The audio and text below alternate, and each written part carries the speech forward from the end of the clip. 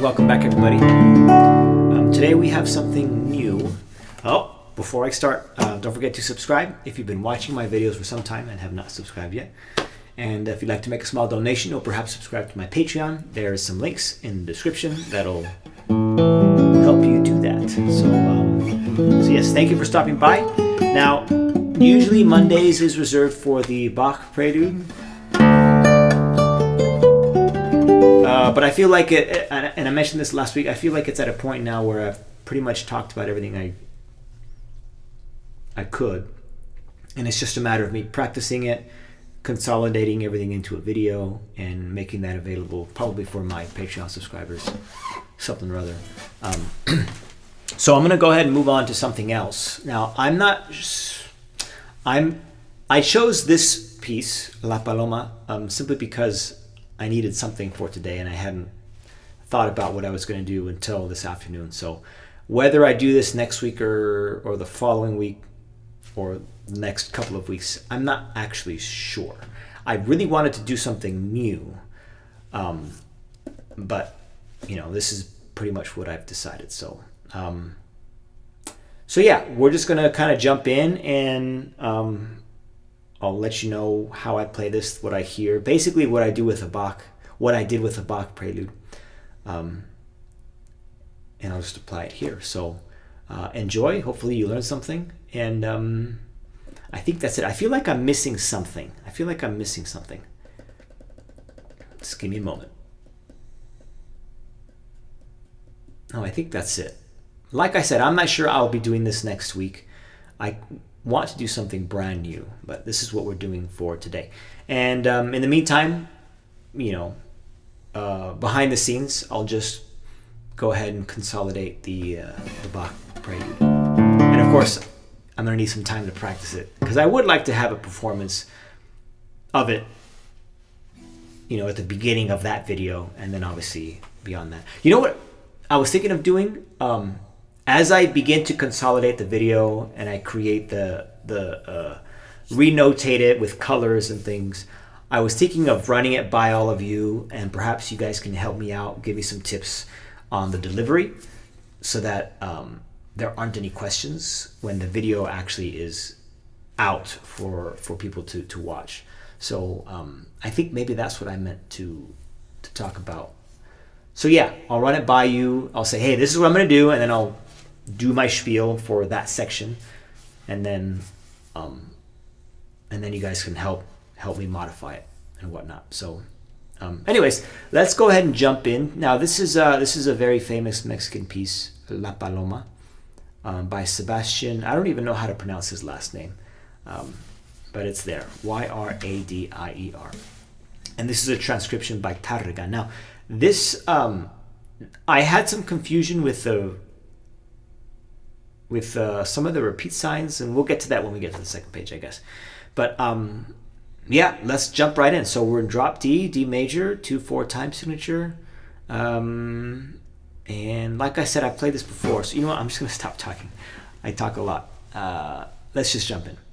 So we have an A on the 4th string, and he says to use our index finger.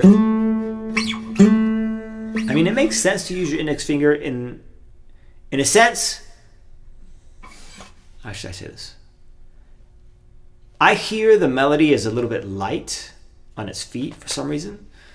So with that in mind, it makes sense to use the index finger as opposed to the thumb. The thumb is kind of heavy, right? I mean, but you could play that with your thumb very lightly. Oops. Oops. You could. But the index finger is going to make it less likely that you will play it too loud. So however you want to play that is entirely up to you. Just obviously make sure you use your 4th finger, oops, because that's going to set you up to play that in the bass. Now it's not notated in the bass, but I do play staccato for that D, and I do it throughout. I don't think I do it every time. It's not something I really thought about. But definitely for that first time, I play it softly so it's in the background, and I do a staccato.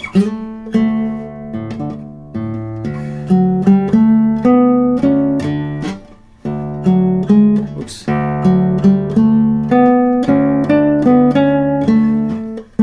Okay, now before going into that second staff line, let's make sure I have everything. Okay, good. Just want to make sure I didn't do what I did with the Bach, where I'm like all into the third page and I'm still on the second page on the screen. So that whole melodic line, you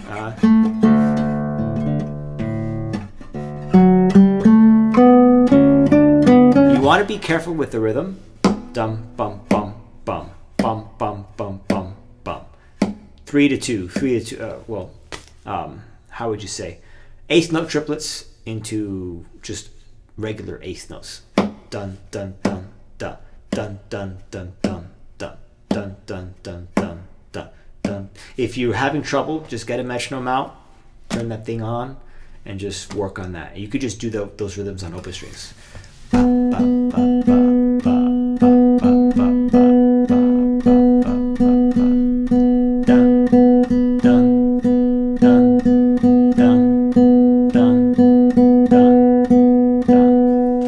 Work those rhythms out, iron them out, I guess you could say. So for those of you that are struggling with that, that's what you want to do. It's always a good idea to, I guess what I'm getting at is it's always a good idea to understand the rhythms, especially nowadays. A lot of people learn through YouTube. You know, obviously I'm providing content for people that want to learn, right?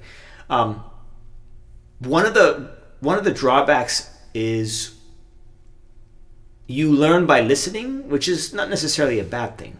All right, that's how we start. We have to learn. We have to watch, listen. Okay, I understand. The problem is with the rhythms. You learn the rhythms by listening, and sometimes they're not accurate. Either the performer is not playing the rhythms correctly. You know, I'm actually guilty of that myself. Or for whatever reason, it's not translating right from what you're hearing to your mind, or to you processing it, and then it coming out correctly with your in your playing. So be mindful of that. If you have any doubts about the rhythms, get that metronome out, figure out the rhythms, and be very, very precise about it, so that you're not learning it wrong because someone else is playing it wrong, and then in turn you're not showing somebody else the wrong way to play it. So so that's that. So let's see. Let's just go ahead and start over. Oops. Okay. It actually makes sense to put your thumb on the fifth string to start, because then you can prevent the fifth string and the sixth string from vibrating when you play that note. Actually, it's not too bad.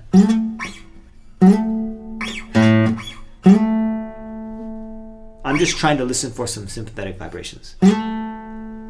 That's actually not too bad.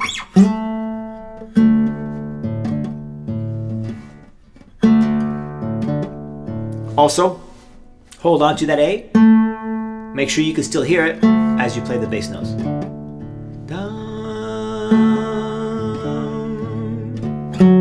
Don't, oops. 1, 2, 4. Don't let go. You notice in the the second measure, the A is being tied. The A that you play, that you slide to, is a half note, and it's being tied to a single eighth note triplet. So hold on to it when you play the sixth string in the second measure, because you kind of want it to connect. You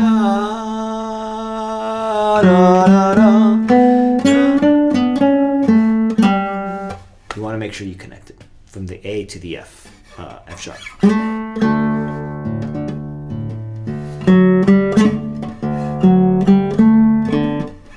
I just filed my nails. I haven't practiced in like 3 days, and I just filed my nails, so I got to adjust to the length. I'll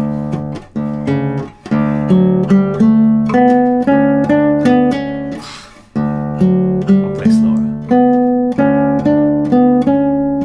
I'm actually experimenting with a slightly different shape, so I can finally resolve this issue of my index finger catching all the time. And I think I've come up with a fairly good shape. So let's see how it turns out.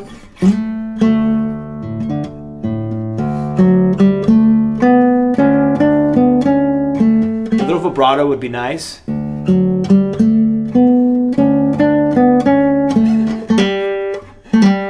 a little sloppy.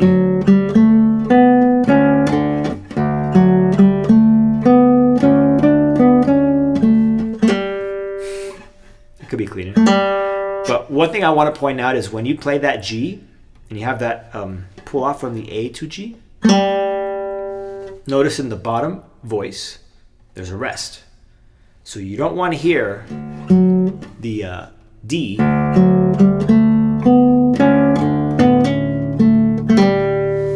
when you play that note. So you have to stop it.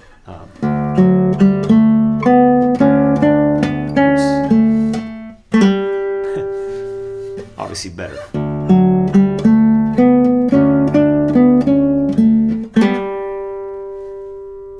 You can stop it with your left hand, which I did there. Or you can stop it with your right hand, which I did earlier. Or both.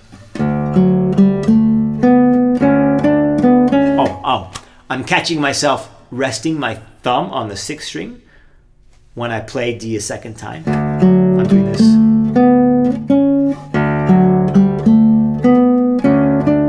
And I'm stopping that D. Okay, I do have issues with this addition. This being one of them. D is written in as a quarter note. So how do we interpret that? Do I stop it?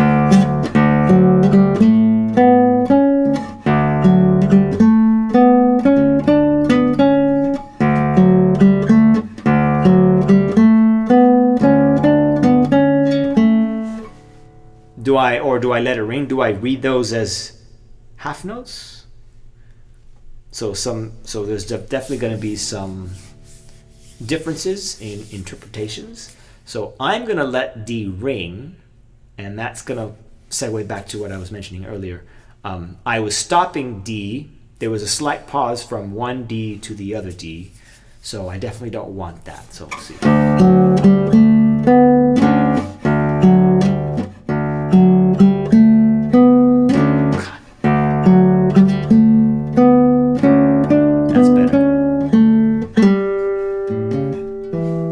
I make that really. I play that bass note, those bass notes very lightly too. And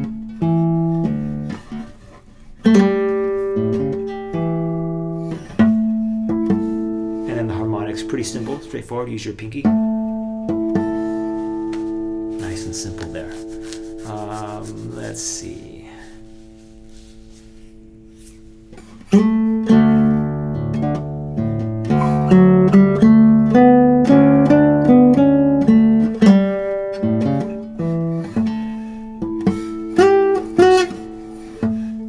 I'm trying to play this from memory. I actually play that as a rest stroke. That might be out of habit. That's probably because it's something that I wasn't thinking of, and I just never bothered to address it. So I am playing that as a rest stroke. I'm not sure you need to.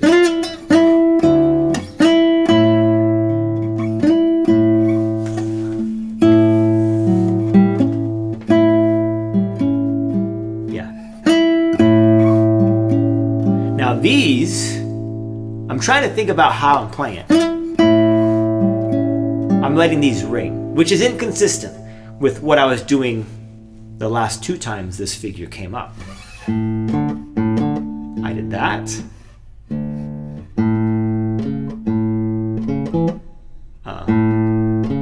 I did that.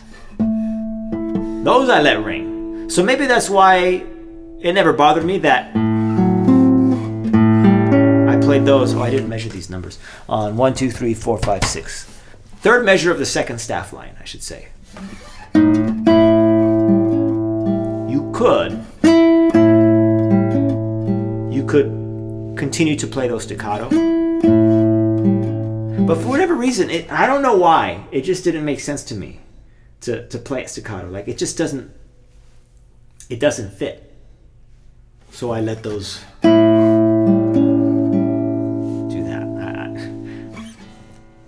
I'm not sure I have the answer there. You could do, instead of letting them ring, like that, you could lift up your fingers so you get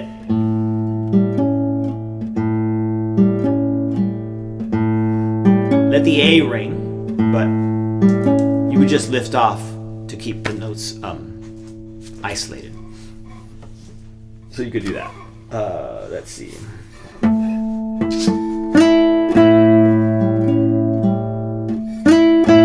Rest strokes.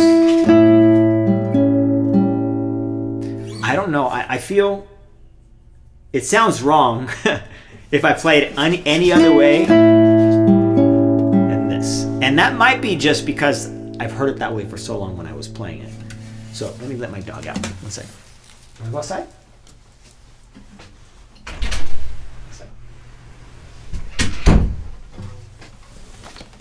All right. So, yeah, I should have spent some time with this before jumping in.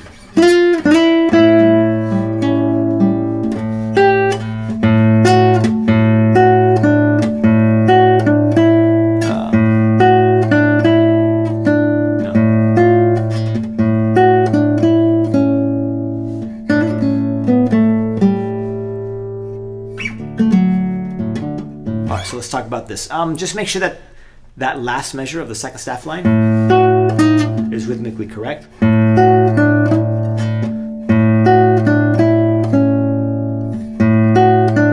You're just kind of climbing down, or should I say up? You're climbing in one direction up the neck. And then I play that B, the first measure of the third staff line, is written as open. I play that on the fourth string. I'm sorry, on the third string.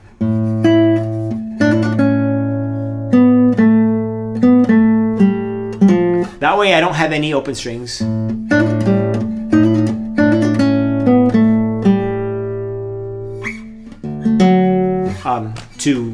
That way there are no open strings that will have a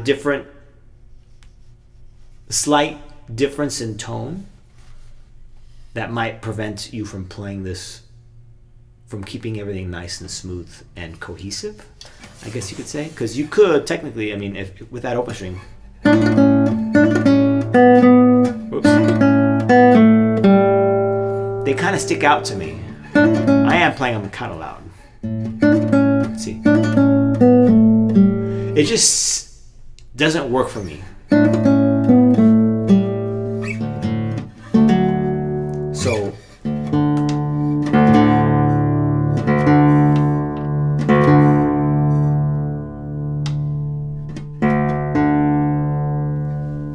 So I changed that. So the B is no longer open. I play that here. And the G is no longer open. That one actually makes more sense. But actually they make sense. Because then you have B and A using the same string. So tonally they match. And then the G on the fourth string matches with the first note of the melody in the following measure, because those are also on the fourth string. So, keeping everything, like I said, cohesive.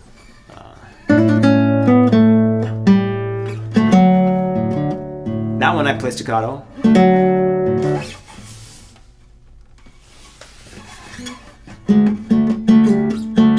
According to the music, that actually might be a slide. I never even bothered to think of that or interpret it that way.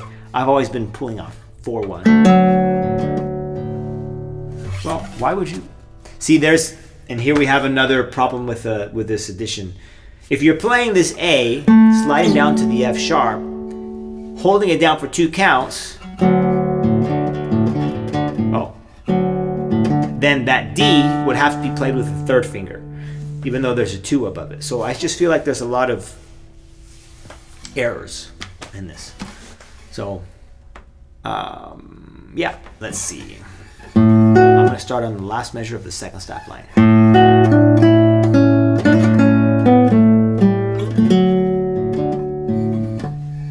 And there you have it. Actually, those can be clear, actually.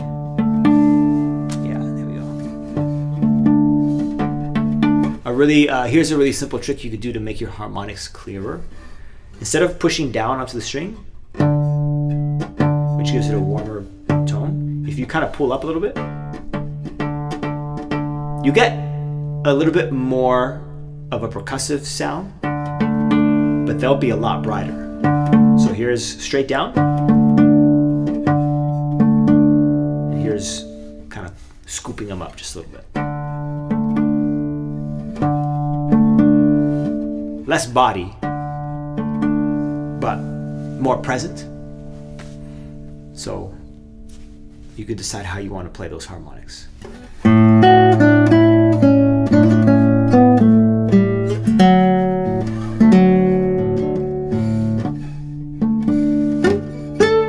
More rest strokes.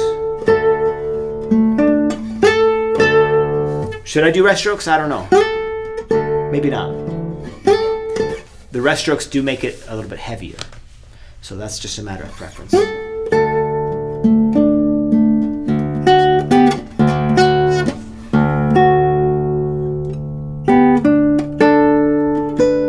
Oh, I forgot this, so I am going to be reading for a little bit.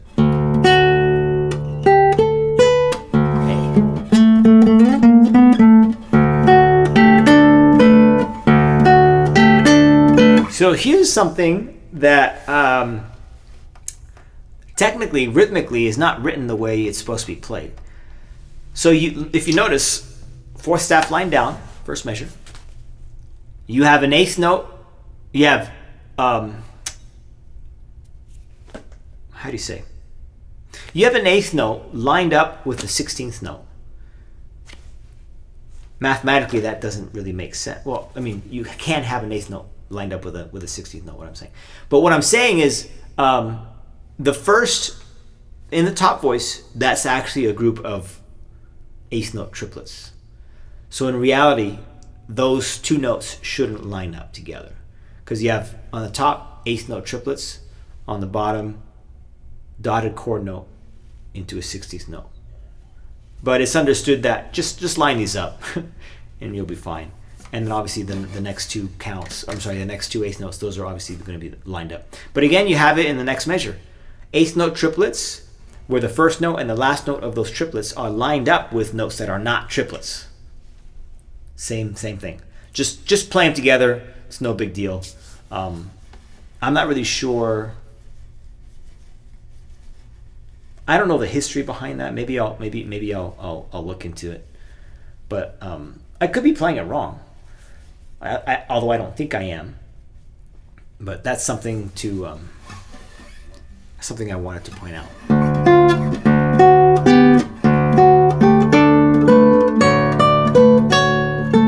And I do a lot of MA here.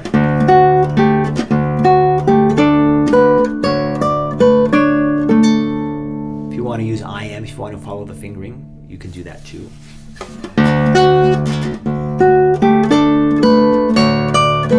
Feels really weird to me.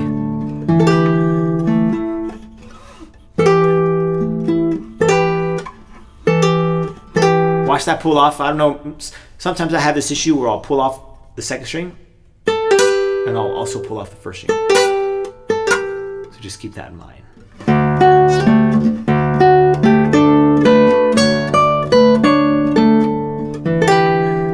Like that. Let's see, how am I gonna? I could make every effort to pull off, onto the string as opposed to pulling off the entire fretboard. So letting that first string stop my pinky. Maybe something you could do.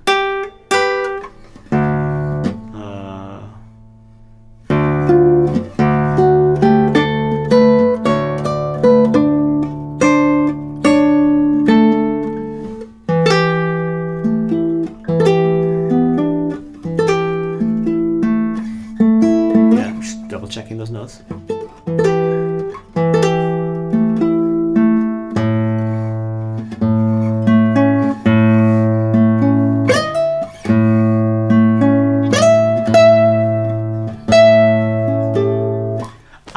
I've always had a hard time. I'm looking at the last measure.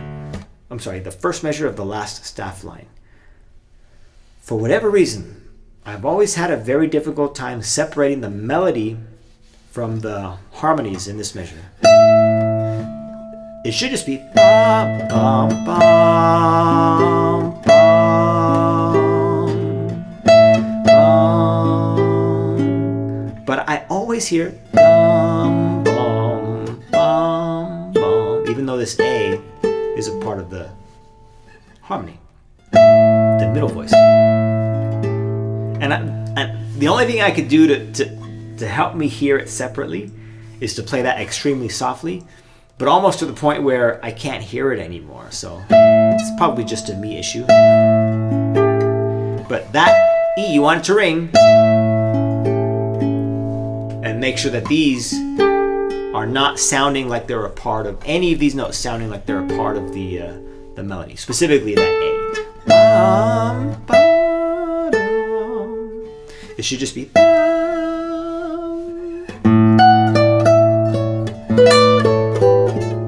I do a lot of I play a lot of rubato here. I apply a lot of rubato here.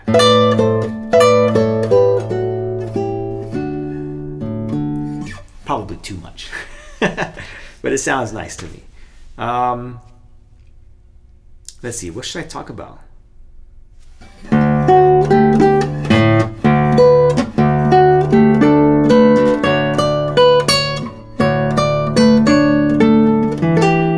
Stop the sixth string. So I'm on the 1, 2, 3, 4th staff line, second measure into third measure. This one. Stopped.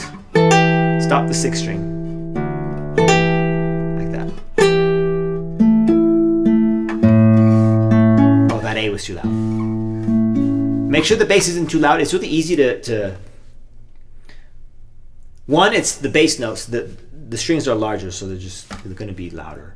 2, you're using your thumb, which is heavier. 3, you're playing down. This might sound funny, but with the force of gravity, you know, that all these things add up. And so they may be too loud. So just be careful about that.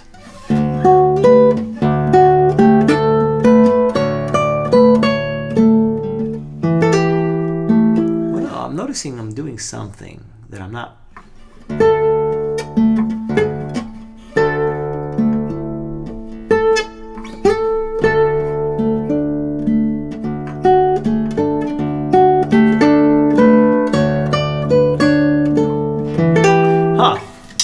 Now, I'm doing something that the music isn't telling me to do. So when I start at the end of the third staff line on this A, I'm only bowing to the 4th string.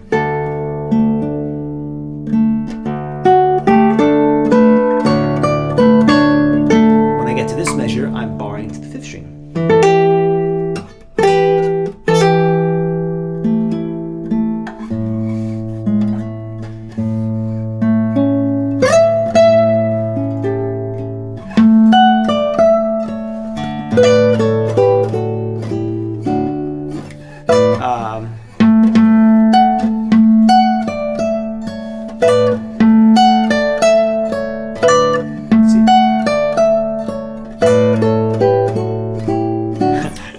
I feel like when I learned this, it was just something I learned on the side, and I didn't do a lot of thinking.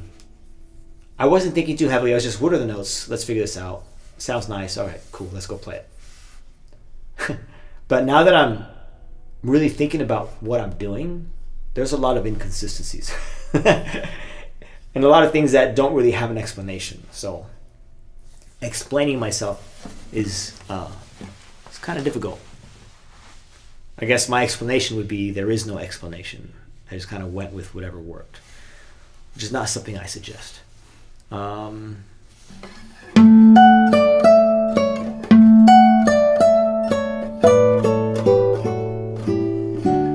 You can get softer as you play that. Decrescendo.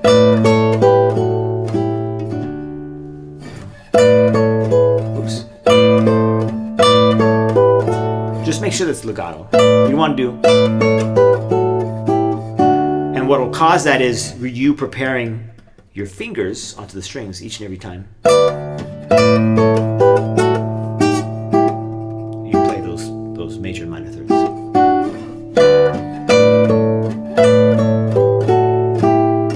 So only play when you need to play, or synchronize your left hand and your right hand, which I've talked about many times.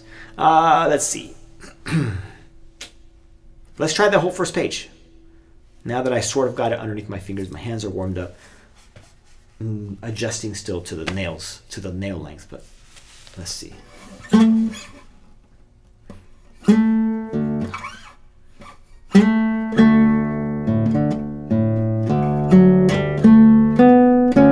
did that again.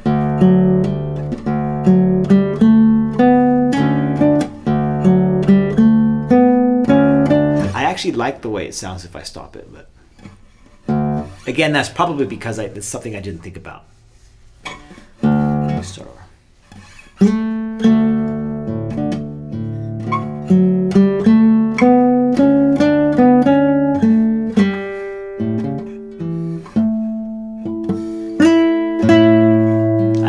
That rest stroke's not necessary. Lighter.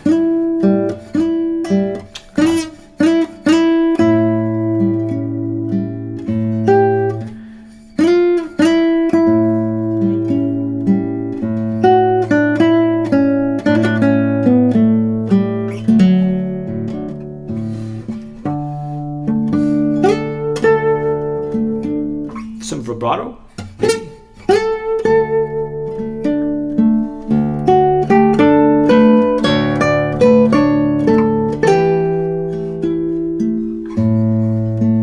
That was a little too soft.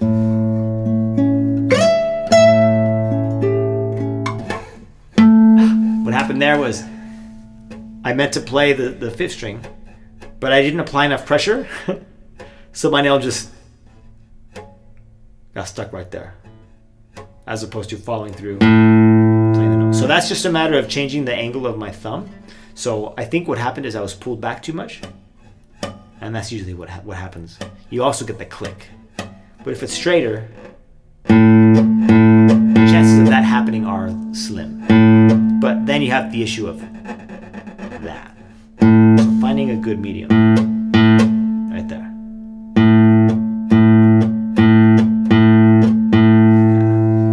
Let's go from end of the third staff line.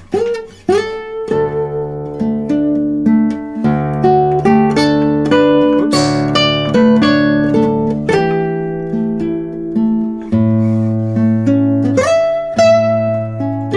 That rest stroke is okay, I think, because you're going so high up in pitch. You're just going to another register, higher register. I want to emphasize it. Oops.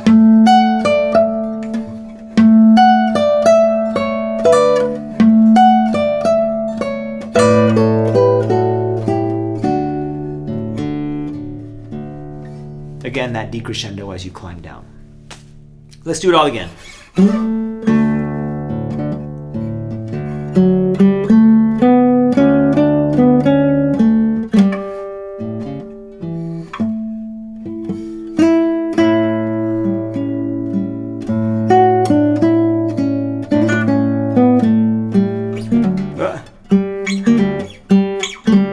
What am I doing wrong? Oh, okay. Also, I've noticed a lot of this. You want to avoid that.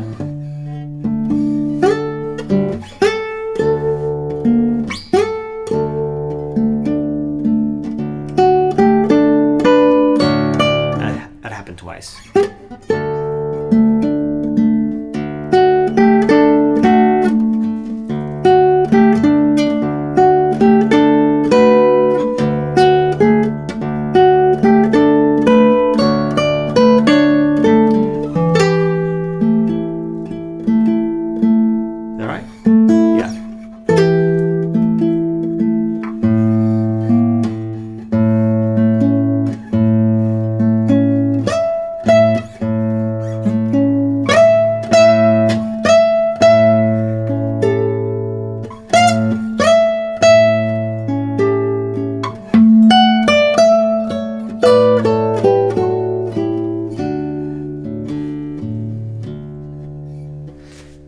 And here I have another issue with the music.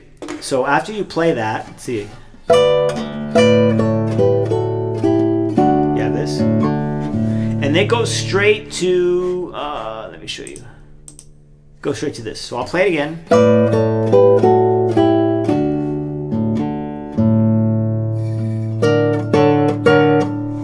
B and E. B and, not E, B and D. And every time I hear someone play it, they always repeat it. So either this edition just doesn't have the repeat sign on, maybe it's an accident, or they're just reading it from a different edition. But usually what they do is they'll play that last measure. And then they'll play it again, but just the bass. And then they'll start over. And then they'll repeat the whole page again. So let me show you what that sounds like. I'll go from here. A little too loud.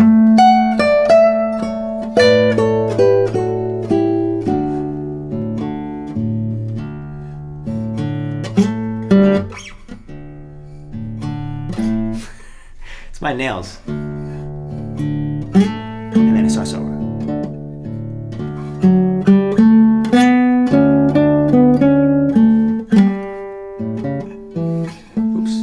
Seventh fret.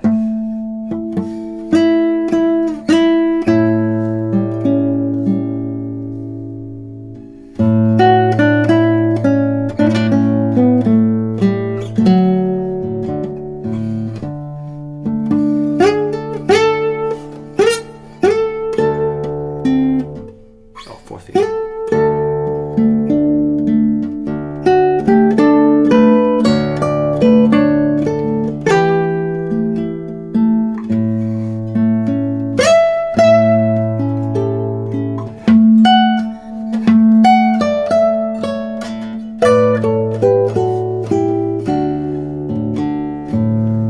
Now, after having repeated that, then we can go to the second page. That's usually how I used to perform it. So let's go to the second page. Boom, there we go. So now we have this. Crescendo here. Is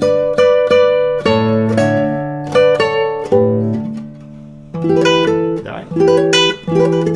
I roll that. There's no roll, but... So technically, I gotta cut my nails to my left hand. Because what's happening is my pinky nail is kind of longer than it needs to be. So when I pull off, sometimes I get the nail as a part of the pull off. It's really ugly sounding. So again, crescendo. Like a swell.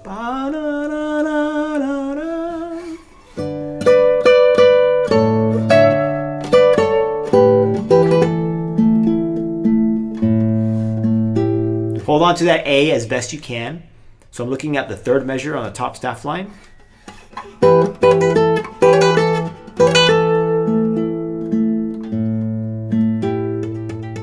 This A right here. Let's try that again.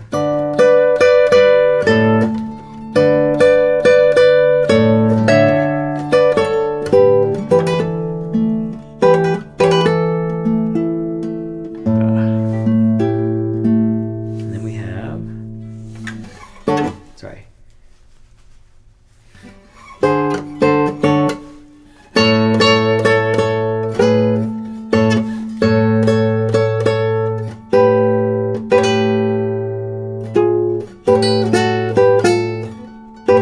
I think I changed fingering here at some point.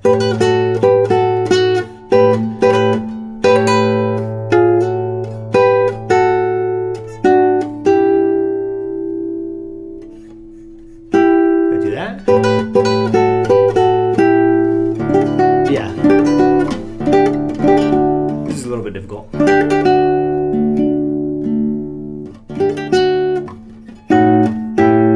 Because if you, okay, second measure, second staff line.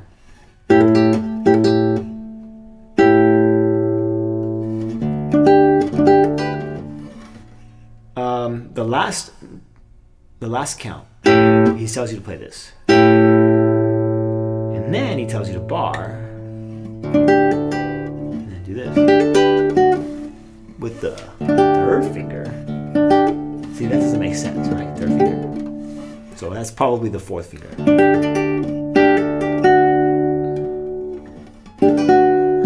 Oh, just make sure you bar the fourth string too, by the way.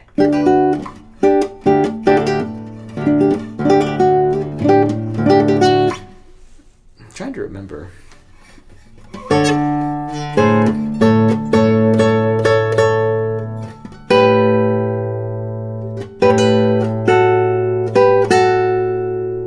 I do this.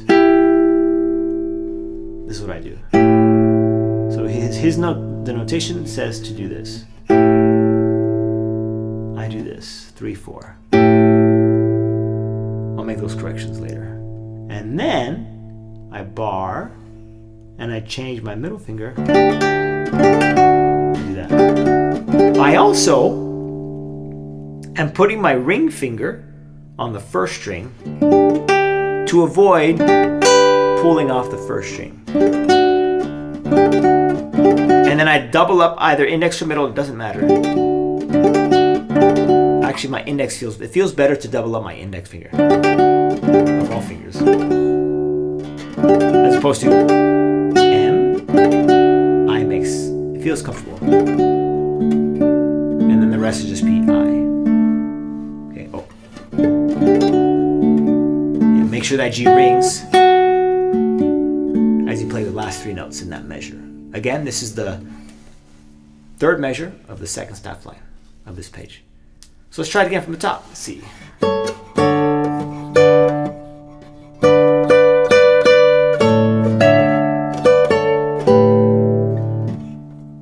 That's going to take some practice.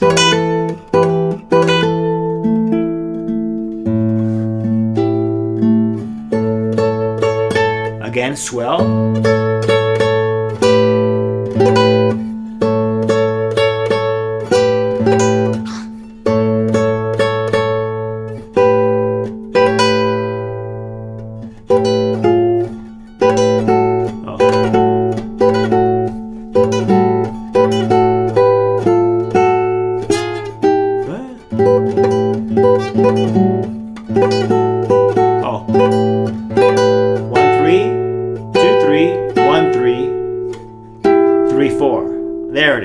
There it is.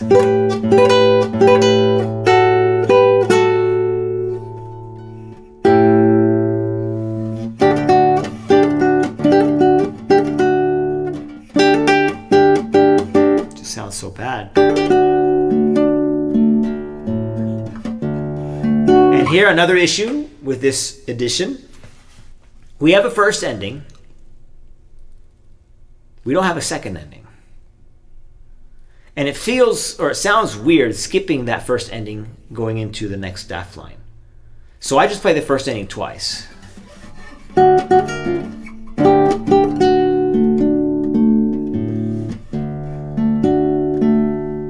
then, now I never, as I said before, when I was learning this, it wasn't anything important. So I just kind of learned it and just kind of winged it. So I actually haven't listened to many other people play this, and I never bothered to cross-reference this particular portion of the piece with how other people are performing it. So I don't have an answer for this either. Let's see. I'm going to start over, or from top of the second page.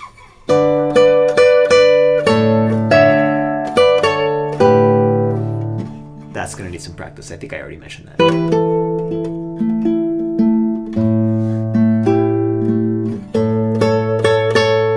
Oops.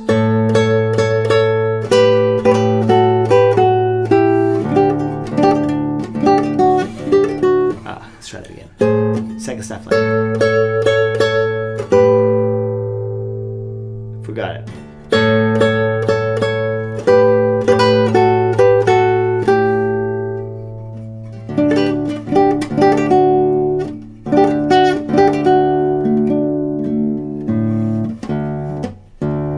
I did this because I made that facial expression because of the click from the thumb.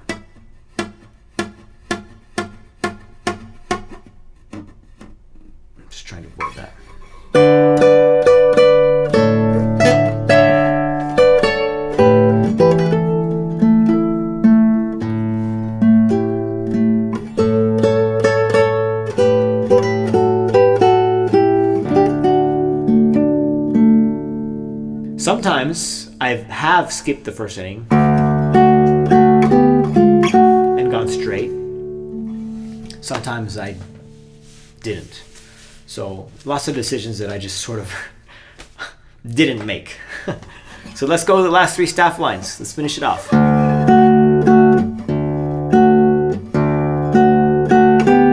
This rhythm might throw some people off because it's opposite from what we've done so far.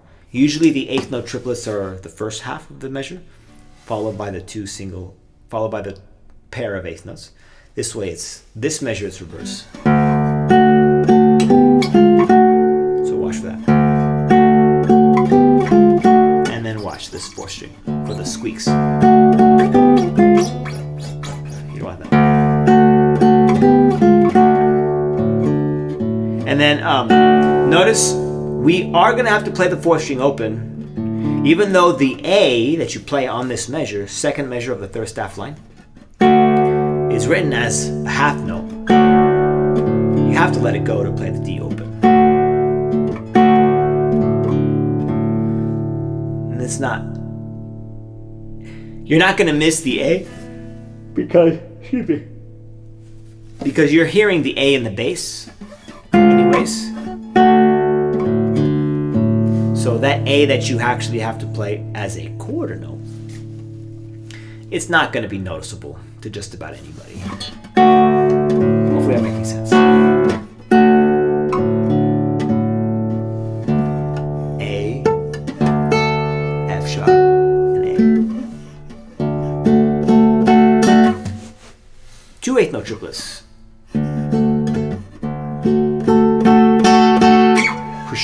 Swell, crescendo, A,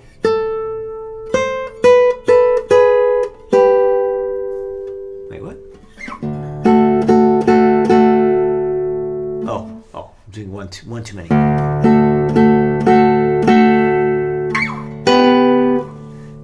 G, sorry, B, G, B.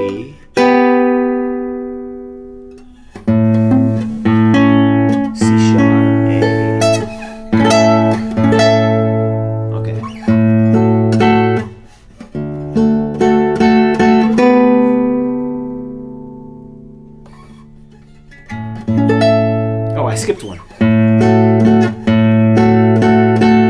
Roll.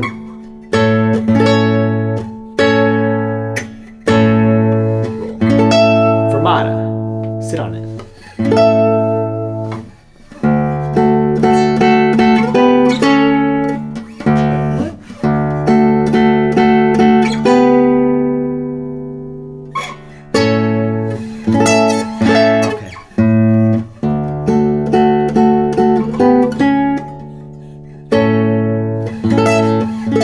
Doing that. If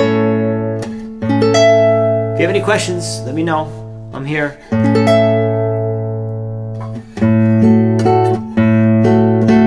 Oh, sorry, bass. There it is. More or less. Watch this. This is, avoid that. So I'm lifting. Lift. So in slow motion it would look like this. And like that. You can play that ponticello, nice and warm. I don't think it'll matter. It just sounds nice because you've reached a high point.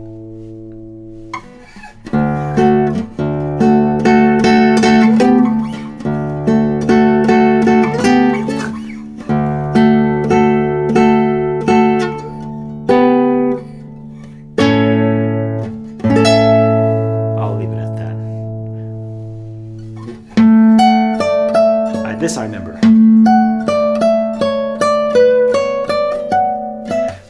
Here, I don't feel comfortable.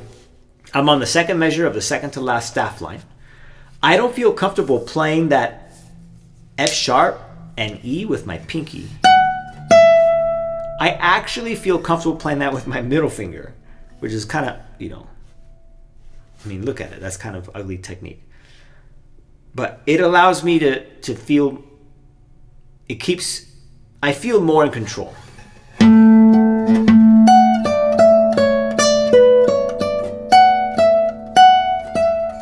This or this.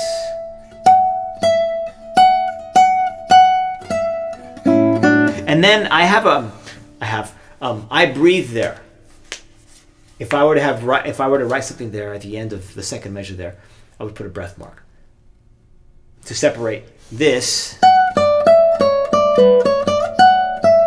and then this.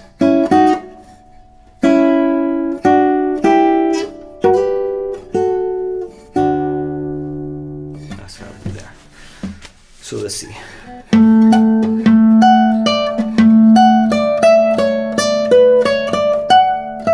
Yeah, 2-1. That's what I do.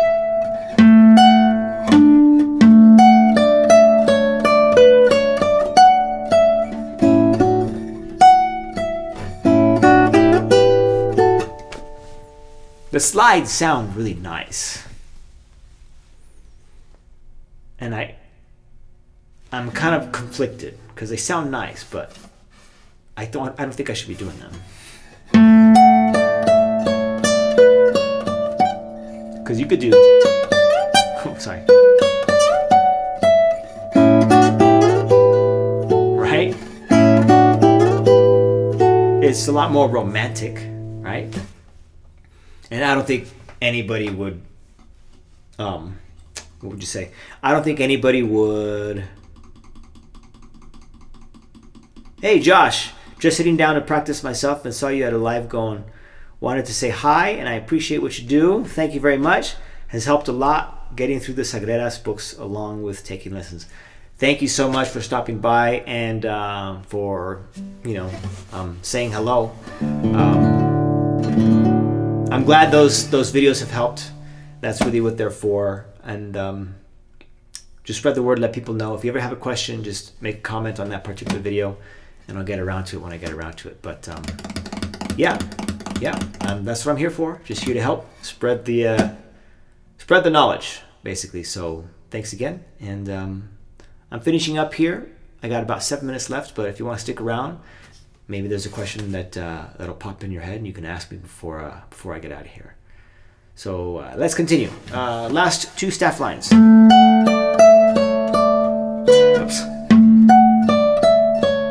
Why?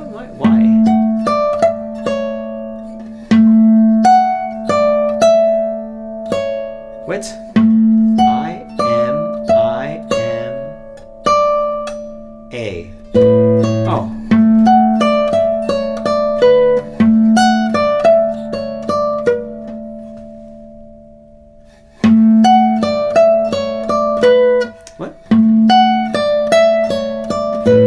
I'm actually, okay, all right, I never noticed the fingering. So the first measure of the second to last staff line, you have I am A. Yeah, you see it right there. I am A. I never used that ring finger. I just dealt with the string, the awkward string crossing. The A is there to avoid the awkward string crossing. So you could play, because otherwise you have I am.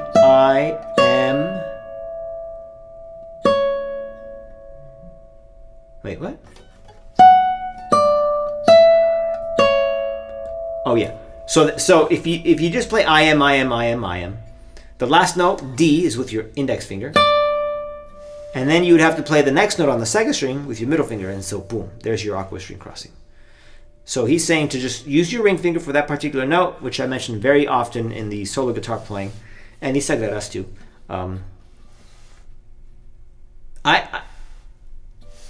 I just plowed right through it. I don't even know which finger I start with. I start with my middle. Oh, that's why.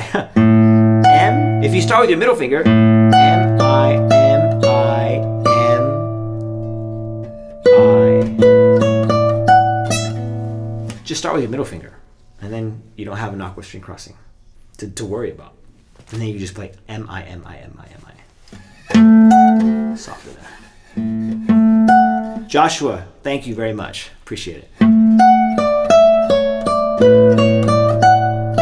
2-1 as opposed to 4-4. I think I mentioned that already.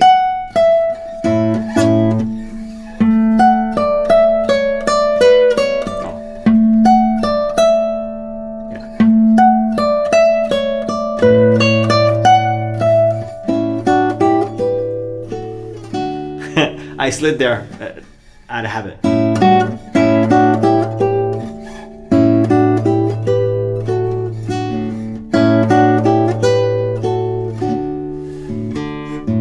And then start over. Third staff line.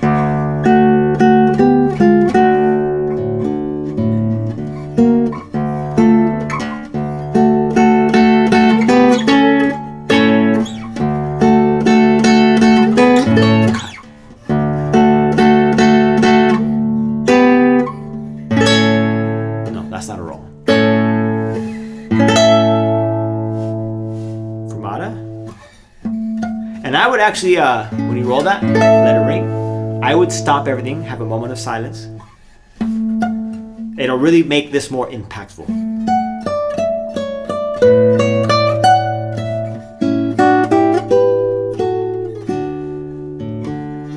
And then the last measure, the last staff line is actually my favorite.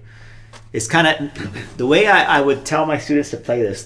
The way I would tell my students to play this is to imagine the piece is on its final breath. It's at the end of its life cycle. Because we're ending the piece, and the piece is just giving it itself. The piece is, is breathing, pulsing, however you want to visualize it. And then this last staff line is its final sort of this. I don't know if that makes any sense. So you have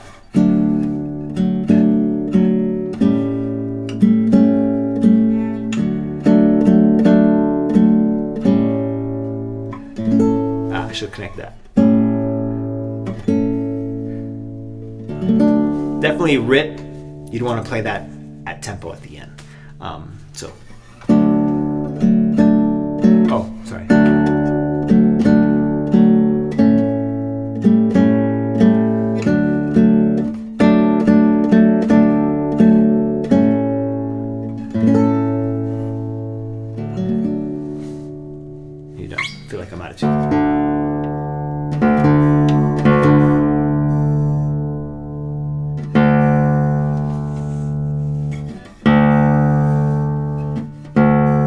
Something vibrate. I don't know if that's my guitar or if that's something in my room. I'll just ignore it for now. So you have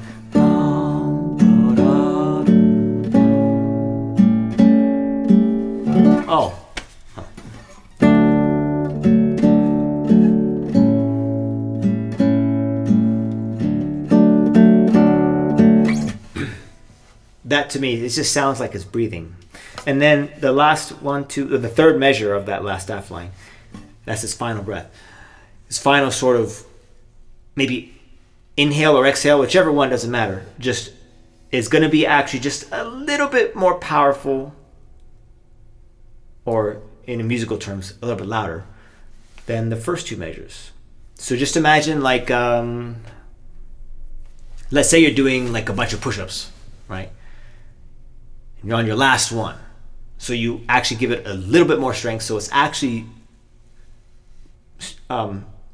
there's more strength in the last push-up than the second to last push-up. Hopefully that makes sense. So, but with less intensity, maybe a different, hopefully that gets the point across, but perhaps think of something, a situation with less intensity. All right. I'm catching you live. I've really enjoyed your videos and your easygoing style explaining things so well. Thank you so much. You are much appreciated for all that you do. Oh, thank you very much. Thank you very much. I'm just glad you guys are typing in the chat. So for so often I'm making these live sessions, and I'm talking to the camera. I know some of you are watching, someone's watching, But it's tough when I'm getting no engagement. So thank you very much. Jeffrey, let's see. Did you happen to mention where this sheet music is available? I looked online and there appear to be well, don't get this version. If you've been watching me from the beginning of the hour, there are so many things that I have problems with that I wouldn't suggest getting this particular version. This is the only version I have, so I can't recommend other editions. But I would not get this one. Let me see. I have it right here. So this is the one. This is what it looks like. I'll hold it up so you can see it. There. Straighten that out. That's what I have. All right. So I would avoid that one because I don't play it. Okay, look, if other editions have different voicings and you like this voicing, then yes, get this one. The problem is there's going to be some inconsistencies in terms of fingering for the left hand. And then I mentioned the first and second. And there is no second ending. There's a first ending, but the second ending demarcation or whatever doesn't exist. So it happens twice. So yeah, so there's my answer. But yes, thank you so much for all of you for saying something. Okay, so I'm going to finish this off and then I'm going to get out of here because I'm kind of hungry. Last staff line. Oh.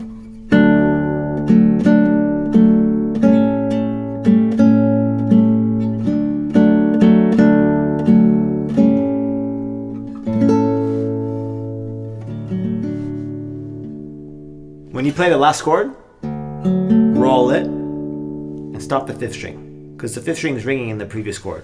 A7. Stop it right there. I'm gonna try that again. I feel like I could make that crescendo a little bit more, that final breath, that final push a little bit more obvious.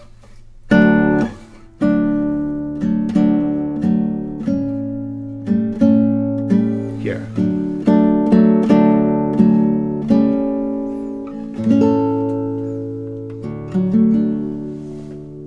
There we go. Good enough. You know what? I think it sounds funny, and I think the reason it sounds funny right now is because I never actually played both bass notes in each of these measures. I think I used to do this.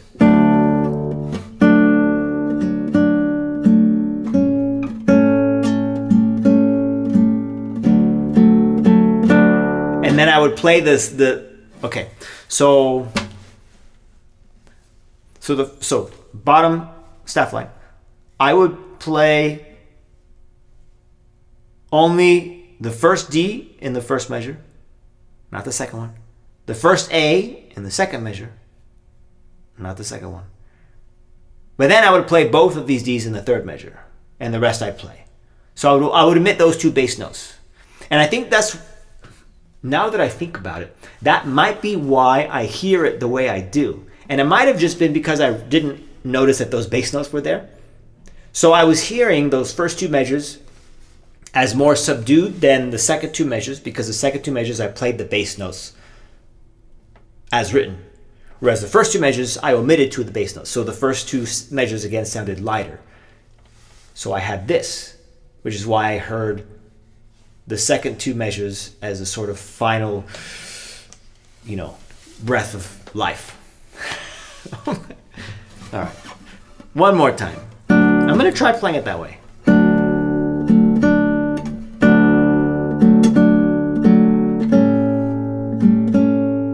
It sounds nice that way.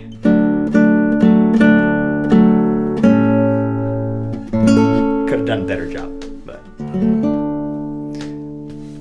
yeah. I'm just telling you what's on my mind. So hopefully that, if any of you are able to play that, hopefully that sort of helps you manage it a bit better. Thank you, Doherty. Thank you, Josh, Jeff, Doherty, all of you for saying hello. I haven't decided if I'm going to do this again next week. Maybe I should. Maybe with some practice you can kind of hear it. You can hear it, well rehearsed. But there are going to obviously be lots of YouTube videos, and you could just kind of, watch those. So Next Thursday, this Thursday is the Barrios, and I think that's also the same boat as the box. So I haven't decided what I'm going to do. But there will be a stream on Thursday, okay? And I'll try and keep this 2 times a week, although it's been a little bit difficult. I really don't want to do once a week. Doing twice a week means I practice more, which is, something I want to continue to do. But there's a lot on my plate. So thank you very much for stopping by. Don't forget to make a small donation or perhaps subscribe to my Patreon. Spread the word. If you haven't subscribed to my channel, at least you could do is subscribe to my channel and let people know. And yeah, I'll see you all hopefully on Thursday. You guys take care and have a good night.